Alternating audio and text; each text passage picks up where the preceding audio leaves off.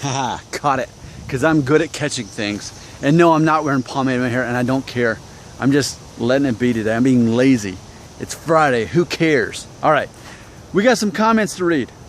We got some agendas to accomplish. I made a video called Sequel, How to Know If Your Hairline is Receding. CC Sconner had this to say, quote, "Thanks, I just turned 16, was worried there. I noticed my hairline being a little bit higher around the temple. Hope I could have hair like yours at 35. End quote. Of course, I'm 36 now, but either way, here's the takeaway. CC Sconner is 20 years younger than me. I was 20. Wait, no, I was 10. I'm bad at math. I was an English major. But either way, this is someone 20 years younger than me saying, I hope when I'm your age in 2 decades that I can still have as much hair as you do. So let's consider that. Let's also match that with another comment that's quite similar actually. From the video, same hairstyle a decade later, Norwood 2 versus Norwood 3, and this is what Robert had to say. Quote, little more squared off 10 years ago, obviously, and no thinning, but overall not a huge difference. The Norwood 3 with short hair still frames your face and looks fine. Slow motion hair loss, you're lucky, end quote. So let's talk about those. And it is funny because sometimes I like to push the limits just to see, even at my worst, how bad does my hair look? So again, no effort today. Had I put pomade in it, I could have styled it better and crafted things better, but I was lazy. I just did nothing. And no one's gonna say it looks best this way, but I like to know, sometimes I just like to know on my worst day, how bad does it look? All right, so I see a theme here.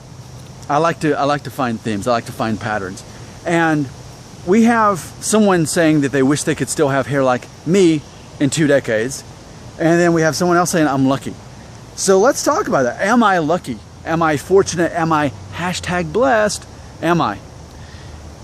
Personally speaking, yes. I'm gonna say that I would consider myself lucky when it comes to hair loss, just because I have already exceeded my expectations on my hair. I never expected to have this much hair at age. In fact, when I was 16, like Sconner had just said, when I was 16, I would have never imagined looking in the future and seeing that this is still how much hair I have.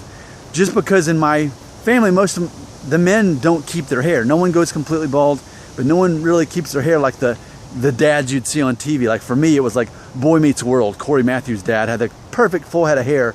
I'm like, that's not how dads really look, because in my mind, dads don't keep their hair. And here I am, age 36, and I am a dad. I've got 2 kids, and so I consider myself lucky based on my own expectations, because I never expected to still have hair. So, and I understand that if you had me in a lineup next to 9 other 36-year-old dads of European descent, I wouldn't even be right in the middle. I'd be probably like a 4 out of the 10 on a scale of who's got the most hair, because out of 10 people, most dads would probably have a little bit more hair than me, from what I can understand. But yeah, I mean, I do see that. A, I'm lucky, and then B, I have more hair than I thought. And if YouTube existed back, when I was 16, I'd be the kid making the video saying, I wish I still had as much hair as you do 20 years from now. Like, that would be me. And that was me, and that was my mentality. So it's interesting to see those comments, because they reflect how I felt and how I always felt. So it's funny, because like, if we want to say that I'm lucky, then is that to imply that the people who don't keep their hair at this age are unlucky? And I guess, yeah, on the surface, yes. But like I always say, and no one wants to hear me say, that you still have an advantage over the rest of us if you lose your hair at a younger age, because you learn not to depend on your hair. You learn to depend on other things sooner than the rest of us do.